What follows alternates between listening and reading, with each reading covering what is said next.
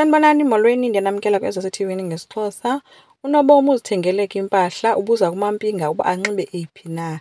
Baye bakhethelana ke ngoba uthi unedeyithi noLungile.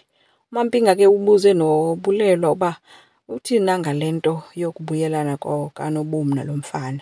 Usisi B uphendule wathi amanzi apho ayekhe ema khona aphinde eme, and kaloku uMafungwashe mdala uyazazi uba wenza ntoni, so yena ngeke amxelele into yoba makenze ntoni.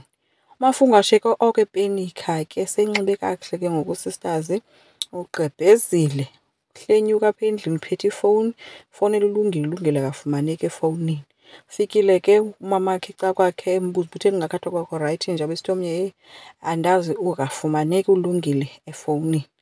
Nina ke bembrasha ke ngelithi hayi uzamfumana but siyambona uba akekho kuloo nto. KwaMsimelelo i-excitement yomtshato iphezulu kakhulu. Ilokhwe ifikile ke, uNontle wayilinganisa yamlingana, and intle ke noko naye uyithandile ke. Kufike nekeyiki ke le izotyiwa nje for i-tasting. Uthe uNontle xa ethi uzawuthatha ipisi, utamkhulu wakhe wathi uzogeyina iweight makangayityi. Hayi ke wadikwa xa kulapho kufuneka, wafuna esikhumbeni kuyisezala, notatazala wamfuna apha. Kwayiloo nto ke uMsimelelo utsala umkakhe, uNontle utsala utamkhulu wakhe. Yeyi, ibingathi ngumdlalo wabantwana. Makathi ahambe uzikhali, ngeke umphethe kakubi ufuneka. Sibugqibele nini na obabomi bumnandi bopeto yam kwaMsimelelo. Oko kusiliwa nalo tamkhulu. uNozuko yena uyafasa i-stress, akungeni nokutya kuloo restaurant bakuyo. uNomaflawa umbhizi umbalisela ngamakhwenkwe akhe. Hayi, uNozuko akamamelanga nenye, ude wadikwa ke uNomaflawa esithi kwenzekani, makathethe nyani. Ude watsho ke uba uqashe inkabi iyobulala uAnathi nje ngangoku, and inoba seyisendlini ngoku. uNomaflawa uthe makamfowunele, makafowunele uAnathi nenamba yalaa nkabi uba ikhona. uNozuko ke uthe hayi uzokwazi ukufowunela only inkabi, uAnathi makamfowunele ngokwakhe, ngoba yena vele bengekakwazi uthetha naye, sepenikha already. uAnathi ke uthe esalele kamnandi, yangena ke inkabi yabhuda ngoba enyathele laTeddy Bear kaAnathi ocula into ethi I love you. Wothuka ke xa kulapho ke uAnathi. Xa evula amehlo, yini nantsi indoda angayaziyo, inxibe izinto ezimnyama, iveze amehlo odwa, iphethe isibhamu imjongile. Naye ke wayijonga, bajongana, owu kaMamboyi nebhokhwe. Iye yabuya ke ingqondo xa ethi ubhutiza uphakamisa isibhamu uba ethi uyadubula. Wavuka fast uAnathi wathatha imiqamelo wayigibisela kule ndoda. Yaphazamiseka ke ngoku, wakwazi nochola okwefowuni, waphuma wabaleka wayishiya, wagijima ukuyozivalela ebhadroom watshixa.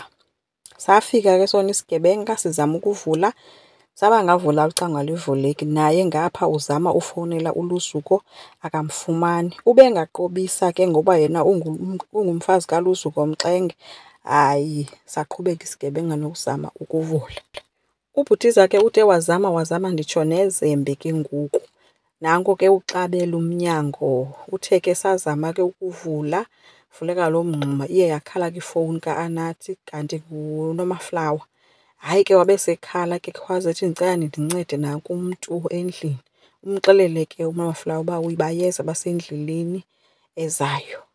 Nyhani ke bafikile ke, bathe xa bengena uNozuko wabona uba nantsi indoda isame ngasemnyango, wagijima othatha esakhe isibhamu.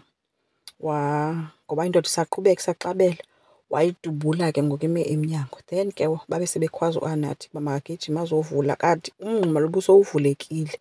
Ikhe yadubula kayi-1 ke indoda. uAnathi ke wazama ukuphepha imbumbulu enye apho. Bamdubulile ke uNozuko umdubule lo mntu wawaphantsi. Emveni koko umntu ongene kuqala ke ukuyohaga uAnathi nguNozuko. Umhage ngeyona yakhe yashushu ihagi le, into etshoyo into yoba seyazisola ngoku, angayicingi into yoba le nto ingabuhlungu ngolu hlobo. Ngethemba ke loba uNozuko usifundile isifundo sakhe, and noba uzomthanda kakhulu uAnathi kunakuqala, and noAnathi uzoqhubeka amthande uNozuko kuba ebesecinga uba barayithi kakade bengaqondi into yoba uNozuko udlala iingqondo zakhe. khangayazi uba umdlala ingqondo. Into esingayaziyo kukuba inkabi le ifile nyhani na okanye kuzofikwa kuyo isaphila but idubulekile nje yothuka. Then ke izawutsho ithethe iindaba, asazi. Enkosi, ngicela siqhubeke, sisubscribe, silike, singakhomenta futhi. Bye.